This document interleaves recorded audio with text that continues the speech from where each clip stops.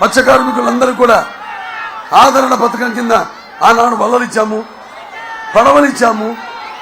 అలాగే ఇక్కడ కూడా రేపు భవిష్యత్తులో అధికారంలోకి వచ్చిన తర్వాత ఇక్కడ ఒక జట్టిని కూడా నిర్మిస్తామని మీ అందరికీ తెలియజేసుకుంటున్నాను. వేటకు వెళ్ళలేని ఏదైతే ఈ సమయం ఉందో ఫిషింగ్ హాలిడే, దానికి 10,000 రూపాయలు ఇచ్చేది తెలుగుదేశం ప్రభుత్వం. ఇప్పుడు దాన్ని రేపు 20,000 ఇస్తామని మన మేనిఫెస్టోలో పేర్కొనడం జరిగింది.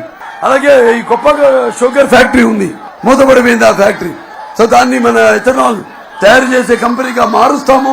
సందర్భంగా తెలియజేసుకుని దాన్ని నిర్వీర్యంగా అలా పడేసి ఉంచకుండా, దేనికి ఉపయోగపడకుండా దాని యొక్క ఎథనాల్ మ్యానుఫ్యాక్చరింగ్ యూనిట్ కి దాన్ని తీర్చిదిద్దుతామని, మారుస్తామని మీ అందరు తెలియజేసుకుంటాను. ఇవాళ చూస్తున్నాం మనం విశాఖపట్నం మొత్తం కూడా ఆ రిషికొండని తవ్వి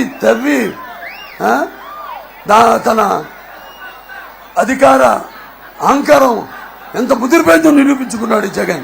అక్కడ ఎక్కడ తవ్వకాలు చేయకూడదు అనుమతుల ప్రకారం, కానీ అక్కడ తవ్వకాలు జరుగుతుంది రిషికొండ పైన.